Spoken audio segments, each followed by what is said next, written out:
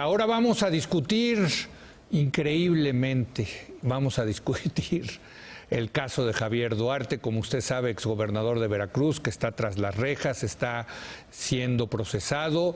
Y bueno, pues, ¿quién mejor que José Antonio Crespo para tener una visión política de lo que está pasando en este país en materia de procuración de justicia? Yo lo resumiría en un desastre, pero ¿cómo estás, José Antonio Crespo? Hola, Leo. Analista, profesor afiliado del CIDE. Un desastre. Totalmente, ¿no? Son casos mal armados y sobre todo también las cuestiones políticas que sabemos que pesan en las decisiones de a quién perseguir o cuándo soltarlos, en qué condiciones. Entonces, esa mezcla de una mala presentación de los casos, ¿no? Una mala averiguación, el debido proceso, ¿no? Pues eso desde luego que tira muchos casos, aunque tengas incluso la intención de veras mandar a la cárcel a ciertas personas por corrupción, etcétera, lavado de dinero, lo que quieras, arman mal el expediente y se viene para abajo. Pero también sabemos que hay decisiones políticas todavía. Eso es lo que se quiere trascender, se quiere superar.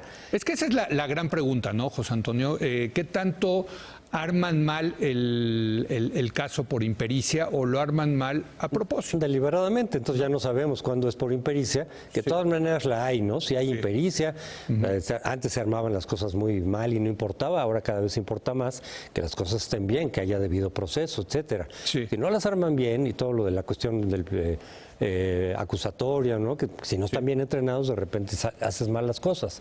Pero sí, como hay criterios políticos muchas veces en a quién atrapamos y a quién soltamos, pues entonces también puede haber esa sospecha de decir, lo están armando mal a propósito para que en cierto tiempo salga y digan, bueno, pues es que ni modo, lo armé mal, me faltó una cosa o no procedió esto.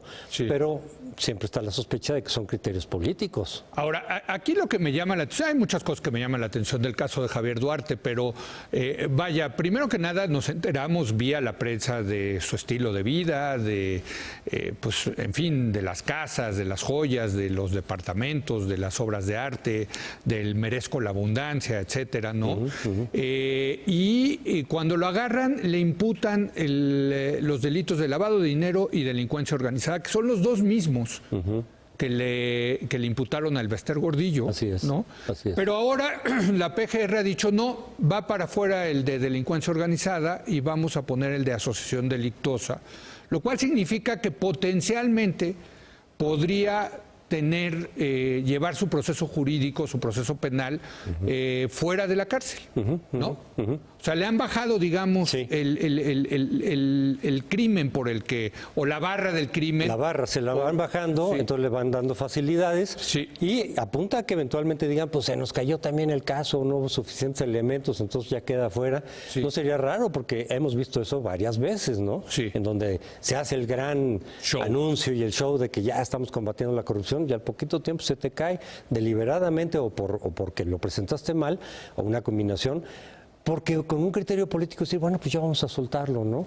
De hecho, la decisión misma de haberlo aprendido a él, a Borge, etcétera, ¿no?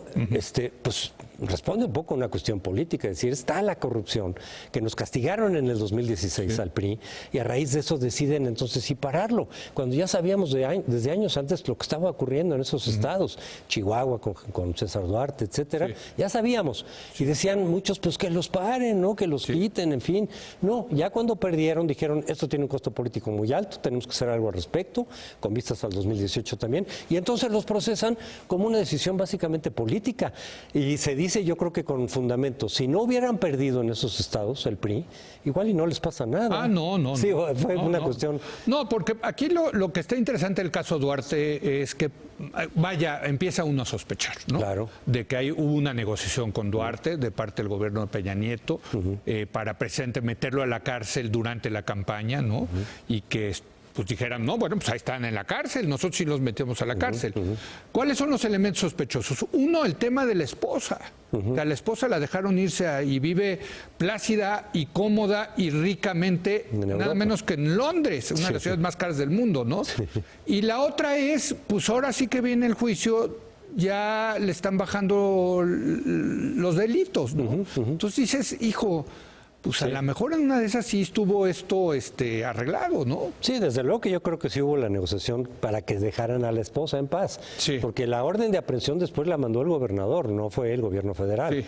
Fue Yunes, ¿no? Fue Yunes. Que también, probablemente con oportunidad política y electoral, ¿no? Claro. Desde luego, pero fue el gobierno estatal. Entonces parece que sí hubo negociación, decir, a ver, tú te entregas y a tu esposa le dejamos en paz, que se vaya, que disfrute. Y a lo mejor parte de la negociación ahorita podemos sospechar, decir, mira, vamos a estar unos meses o un año, lo que sea. Exacto. Y ya de salida ya le vamos bajando para que salgas. Bueno, pero, lo cual resulta un extraordinario negocio, porque pues te pasas unos meses en la cárcel, ¿no?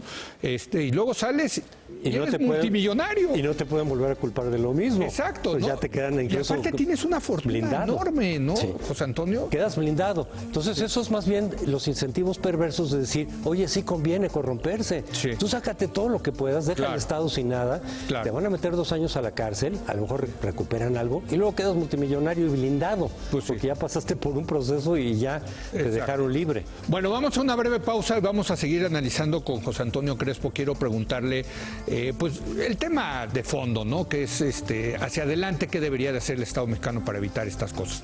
Regresamos en un momento más.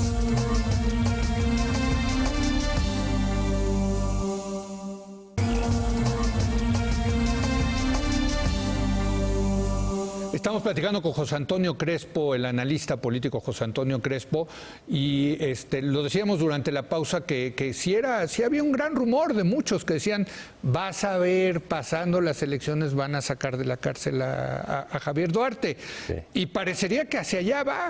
Pues sí. Y se emparenta un poco de alguna forma con lo del Bester Gordillo, que ya se ha discutido mucho, pero también se acaba el sexenio y decir, bueno, pues se cayó el caso, no estuvo bien armado, entonces ya que salga, ¿no? Al fin ya pagó, digamos, su cuota, que más bien parece una cuota política que una cuota judicial, y la dejamos en paz. Ese es el esquema que prevaleció durante el régimen priista. Sí. Cuando un gobierno llegaba y quería recuperar algo de legitimidad, ¿no? Por escándalos de corrupción, agarrabas 2 o 3, ¿no? Que casi siempre eran enemigos del presidente, o que eran tal los escándalos que decías, mira, no me queda otro remedio, te voy a agarrar 3 años o 4 y luego sales, ¿no? Esa es la pauta que no desincentivaba la corrupción, porque todo el mundo sabía que era por cuestiones políticas, no por un castigo a la corrupción real. Entonces, no desincentivaba la corrupción, y por eso es que la corrupción está como está hoy, ¿no? Todos esos casos, La Quina, Raúl Salinas de Gortari, etcétera, pues no combatían la corrupción porque todo el mundo sabía que era una cuestión política. Y con el Bester Gordillo también, todo el mundo dijo, mira, se confrontó lo de la reforma educativa, pero fíjate que en lo de Elba, quisiera tocar ese tema, ahorita hay algo distinto, porque todas esas personas, todos esos casos, cuando salían, pues ya salían, ¿no? Cumplían parte de su condena, lo que fuera, pero políticamente ya estaban acabados, ¿eh? Cómo salió La Quina, ya no regresó. Díaz Serrano, etcétera. No, aquí se reivindica el Bester y entonces regresa, probablemente va a regresar. She's back. Sí, ¿no? Exactamente. Lo que escribiste. Sí. Eso es lo nuevo, ¿eh? Eso no había pasado antes que yo recuerde, que alguien regresara después de haber pasado por la cárcel. Y eso era lo que suponíamos de la maestra, es decir, mira, cuando la dejen, quién sabe cuándo sea, cuando acabe. Ya se va a ir a descansar a San Diego. Ya se acabó políticamente y resulta que no. Bueno, ¿eso cómo lo podemos explicar? La única posibilidad de explicar eso es porque tiene el respaldo del nuevo gobierno. Pues yo también pienso eso, pero cuando escribo eso, me dicen que estoy especulando, etcétera. No, porque no tenemos los elementos así, no hay ninguna pero sí hay elementos objetivos. Sí, pero no hay así. Sabemos que en el 2017 la maestra tuvo una alianza, o la gente de la maestra tuvo una alianza con López Obrador en el Estado de México a favor de Delfina Gómez. Sabemos que en esta elección hubo operación política del grupo del Bester Gordillo a favor de López Obrador. Esos son hechos. Esos son los elementos, desde luego, y las inferencias que uno tiene que hacer, porque de otra manera. A lo que me refiero es si hay acuerdos, por ejemplo, también, si con Peña Nieto se acordó el decir, oye, saca a la maestra, pero bajo tu gobierno, para que no haya sospechas. Exacto. ¿Es parte de ese acuerdo? No hay. Eso es lo que digo, que no hay nada notariado. No. Pero uno hace las inferencias. Exacto. En todo caso, lo que yo sí puedo sostener, desde el punto de vista estrictamente político, es, no podría regresar a manejar otra vez el sindicato, a recuperarlo, ya sea ella personalmente o su equipo, si no tuviera el respaldo del nuevo presidente. Yo estoy de acuerdo contigo y eso me lleva al tema de que desde luego los mexicanos llegamos a una elección muy enojados, muy indignados, y entre otras cosas, y me van a perdonar, lo voy a decir porque estamos hasta la madre de la corrupción. La corrupción fue muy importante, lo entendió perfectamente López Obrador, lo hizo el tema de fondo de su campaña, para todo contestaba que todo se iba a solucionar combatiendo la corrupción, ¿no? O sea, lo entendió muy bien López Obrador. Ahora, eso es en campaña. Claro. Ya después del 1 de julio, creo que las señales que ha mandado, no sé qué opines tú, José Antonio, pues con esto de la maestra, en fin. El tratamiento que le ha dado a personas importantes del gobierno. Exacto. Incluido Peña Nieto, ¿no? Peña José Nieto. Antonio Meade. Bueno, el regreso de Bartlett, ¿no? Que antes lo acusaban de haberse robado una elección, ¿no? Pues qué peor acto de corrupción que robarse una elección, ¿no? En fin, ya en los hechos parecería que no hay que estar tan optimistas de que sí van a combatir la corrupción. Sin embargo, durante la elección misma había doble mensaje. Por un lado, vamos a combatir la corrupción, se va a acabar la impunidad. Incluso López Obrador decía, no es que vaya a disminuir la corrupción, la vamos a erradicar. Exacto. La vamos a desterrar, ya no va a haber. Pero por otro lado estaban los mensajes. Fíjate, desde la impunidad a este gobierno. Desde el libro mismo, el último que había hecho de los importantes, que se llama 2018, la salida, que es de hace 2 años, del 2006, ahí estaba diciendo, oigan, yo lo que quiero es llegar bien, no se preocupen, pese a la corrupción y pese a todo lo que sabemos de la mafia, aquí no va a haber venganza, no va a haber persecuciones, etcétera. Y eso lo estuvo manejando varias veces en varios foros, en varios eventos. Ese mismo mensaje lo estuvo mandando. Bueno, aquí cuando vino a tercer grado yo le hice esa pregunta, ¿no? Y le dije, yo sí estoy indignado por la corrupción, yo espero que lo persiga judicialmente.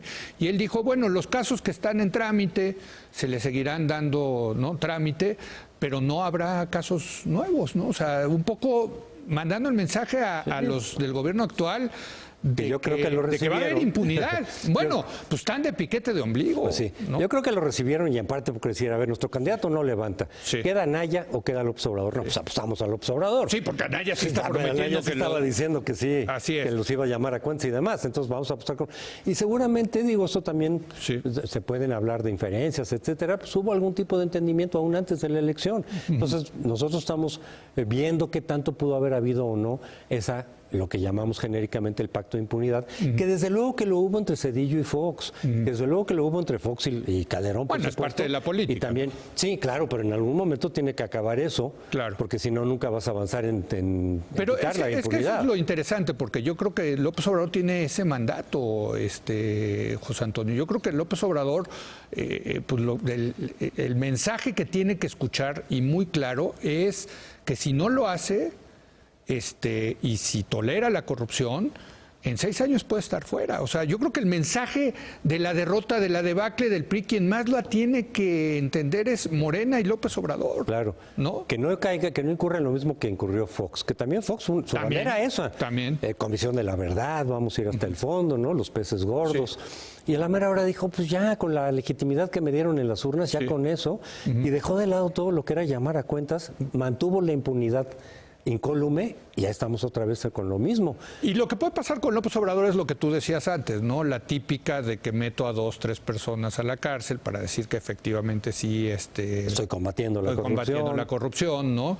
Pero en el fondo, más que la voluntad del presidente, lo que se deben de construir son instituciones que combatan la corrupción. Por supuesto, porque eso es justamente lo que impediría que fueran casos estrictamente políticos y por criterios políticos, sino que ya sea un combate sistemático con criterios universales de corrupción. Y por eso se ha venido luchando en los últimos años para darle una fuerza y autonomía a las instituciones. Por eso lo del fiscal que sirva va en el sentido de decir, a ver, tiene que haber una real autonomía, la que se pueda, para que ya no sean manejados estos casos de manera estrictamente política y con acuerdos y arreglos, y si hay pactos de impunidad o no, o ya sácalo antes de tiempo, etcétera.